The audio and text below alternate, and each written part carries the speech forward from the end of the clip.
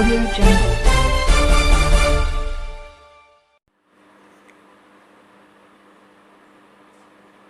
नमस्कार, मैं वीरेंद्र राठौड़, आवाज़ जनता की न्यूज़ नेटवर्क राजस्थान की मैं आपका स्वागत करता हूं।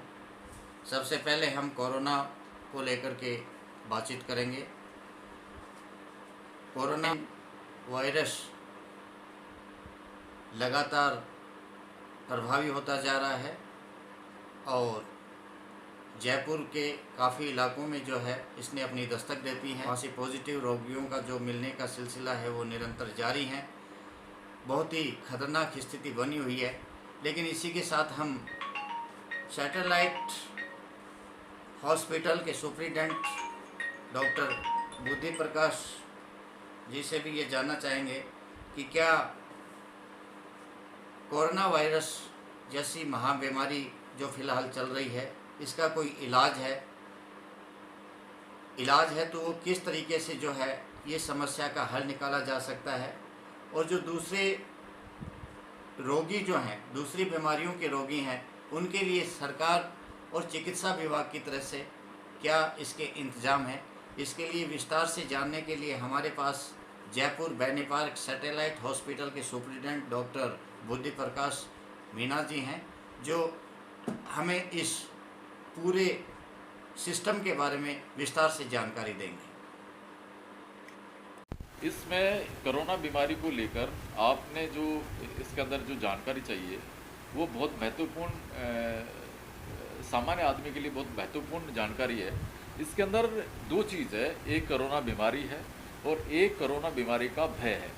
तो कोरोना बीमारी के लिए जितने सारे बचाव की आवश्यकता है उसके लिए अपने को प्रयास करने चाहिए। उसके लिए चाहे सोशल डिस्टेंसिंग हो, चाहे जितने भी सारे जो अपने को आज के टाइम में जितने भी तरीके बताए जा रहे हैं तो उनकी अनुपालना करनी चाहिए। अगर आपको ऐसा लगता है कि आप कोई संक्रमण की सीमा में आते हैं या उस तरह के लक्षण आपको हैं तो आपको ज़रूरी मेडिकल जांच का, मेडिकल ट्रीटमेंट का आपको उस सुविधा का फ़ायदा लेना चाहिए और उसके अनुसार आपको अपना जो एक चिकित्सीय परीक्षण है, मेडिकल जो एग्जामिनेशन वो कराना चाहिए। पर उसके अलावा सबसे इम्पोर्टेंट बात यह है कि अगर बीमारी नहीं है और इसकी वजह से आपके अंदर नहीं है, बहुत सारे लोग हैं जिनके अंदर एक जो भय का वातावरण बना हुआ है, तो उसको डाइल्यूट करने का, उसको कम करने का बहुत आवश्यक है। क्योंकि इसकी वजह से लोग डिप्रेशन में जा रहे हैं, इसकी वजह से कई लोग मानसिक बीमारियों से ग्रसित हो गए हैं और कई सारे लोग इससे सुसाइड भी कर रहे हैं। तो ये समाज के लिए बहुत ही एक गंभीर समस्या हो सकती है भविष्य में। तो मेरा सभी से ये विशेष आग्रह है और सभी जितने भी सारे जो बड़े लोग हैं जो जिम्मेदारी से इसका जो प्लानिंग कर रहे हैं, और एक डॉक्टर होने के नाते मेरा भी एक विशेष आग्रह है कि इस टेंशन को डाइल्यूट करने के लिए, इस भय को ख़त्म करने के लिए आप शांत मन से रहें और आध्यात्मिकता से जुड़ें, ईश्वर का आप नाम लें और परिवार के अंदर आप सब लोगों से मिलकर, खुश होकर, हंसकर, सब तरह की जो आपकी दिन प्रतिदिन के जो कार्य है उसको आप संपादित करें, उस तरह से आपका दिन गुजारें। तो आपके अंदर एक अलग ऊर्जा का स्रोत रहेगा, आपके अंदर जो एक डर का जो वातावरण आपके दिमाग में वो नहीं रहेगा। तो आपको इस डर को आपको बिल्कुल ख़त्म करना है, नहीं तो ये बहुत गंभीर समस्या हो सकती है आपके लिए।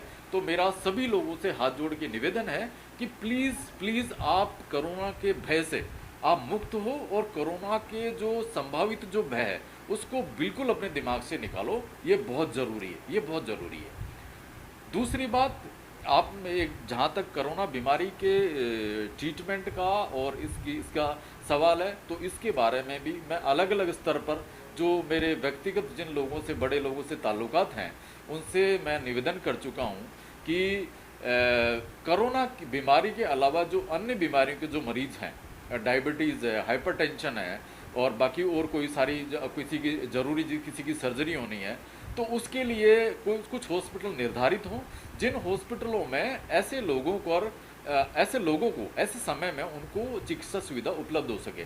अब मेरा हॉस्पिटल की अगर मैं जैसे बात करूं, सैटेलाइट हॉस्पिटल बनी पार्क की मैं बात करूं, तो ये हॉस्पिटल है वो डेंस पॉपुलेशन के अंदर सिचुएटेड है।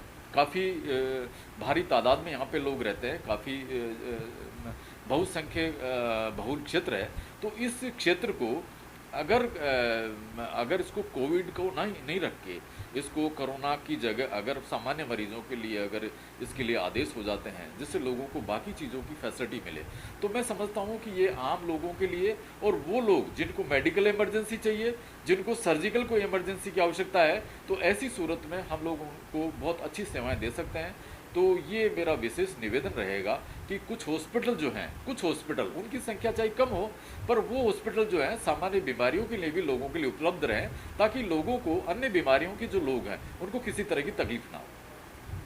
Thank you.